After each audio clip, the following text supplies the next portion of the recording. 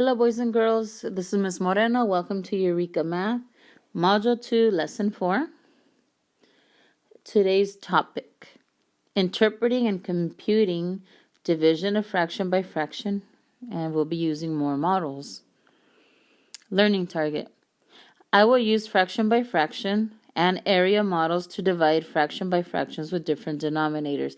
So it's just like the last few lessons. The only difference is today we're going to add different denominators. The last 3 lessons we had like denominators.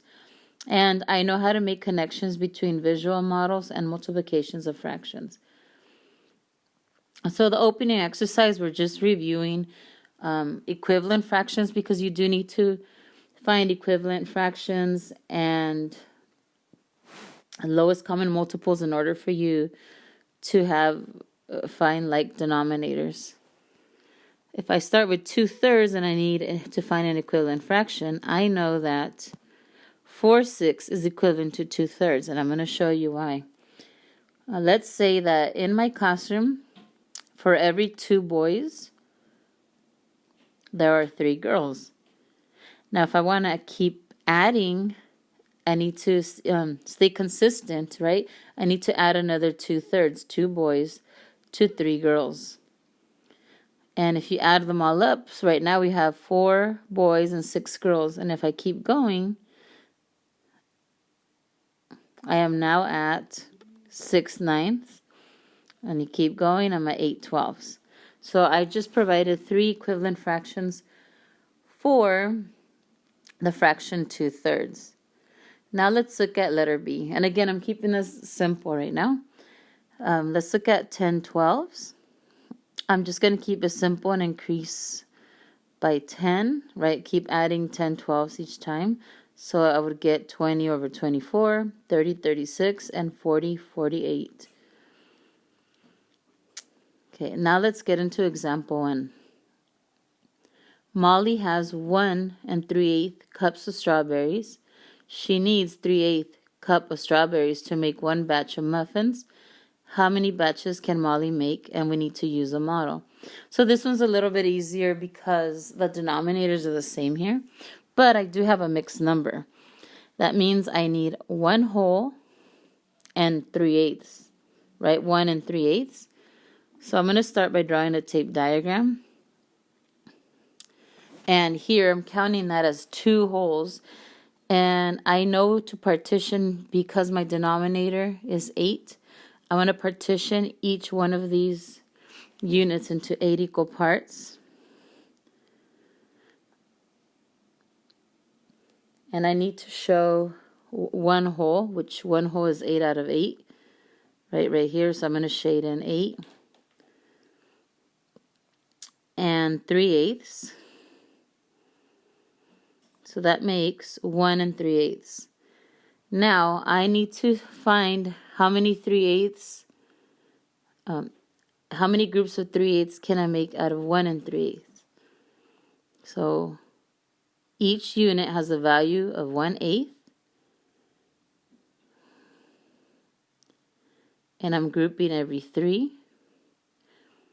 1, 2, 3. That's 1 group of 3/8. 1, 2, 3. That's 2 groups of 3/8. 1, 2, 3. 3 groups of 3/8. But here I only have 1, 2. I'm grouping every 3, but I only have 2 out of 3. So I have 2/3. So I am left with 1, 2, 3, and 2/3. So I can determine that 1 3/8 divided by 3/8 equals 3 2/3. I'm not done though. I need to answer how many batches can Molly make. Molly can make 3 2/3 batches of muffins. Now, I'm going to show you the same problem using a number line because if I turn that 1 3/8 into a mixed number, so I'm taking the same problem, 1 3/8 divided by 3/8. If I turn 1 3/8 into an improper fraction, I get 11/8. So I can divide 11/8 by 3/8. And remember, when I prefer doing a number line when it's improper, an improper fraction, because I feel like it's easier to show. So let me go ahead and draw my number line. And I'm going to prove that my answer will still be 3 2/3. So we always start with 0, every number line. And I am going to increase my number line by eighths. 1/8, 2/8, 3/8, all the way to 11/8. And I stopped here for a moment. I do know that 8 out of 8 equals 1 whole. But I can keep going, right? I have 9/8, 10/8, 11/8. Now I'm grouping every 3/8. Right? 1/8 plus 1/8 plus 1/8 is 3/8.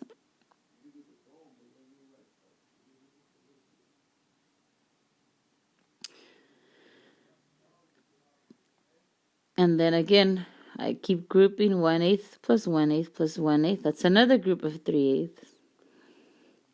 And 1, 2, 3. 3 groups of 3/8. And then 1, 2. But I have 2 out of 3. I'm grouping every 3. So I have 2 out of 3. So I have 1, 2, 3 groups and 2/3. So my answer is 3 2/3. Okay, let's look at example 4. Find the quotient of 3/4 and 2/3. So as you can see, this one's a little bit different because the denominators are not the same. They are different denominators. But because this is review, I know that my common denominator here will be 12. So 3/4 will get written as 9/12 because 9/12 is an equivalent fraction of 3/4. And I'm going to divide that by 8/12 because, again, 8/12 is equivalent to 2/3. And I chose 12 because that is my least common multiple. Okay, now I need to use a model. I'm going to start by drawing a fraction bar. And again, it's your choice if you prefer a number line or fraction bar. It's whatever works for you. Like I said, when I'm working with improper fractions, I prefer the number line. But it's what you prefer. So I know that I have 9/12 divided by 2/12s. So I need to partition my tape diagram into 12 equal parts. And I need to show 9/12. And I know that the value of each unit is 1/12.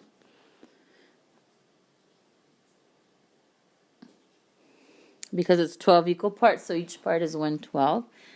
I am going to shade in 9 parts so that I get 9/12. So I have 1/12, 2/12, 3/12, 4/12, 5/12, all the way till I get to 9/12. And I'm going to go ahead and label that 9/12. Now here, I want to see how many 8/12s fit in 9/12. So 1, 2, 3, 4, 5, 6, 7, 8. That's one group of 8/12. And let's see how many more groups I can make. But there's only 1 out of 8. 1 out of 8. So I made one group of 8/12. So that's 1 and 1/8.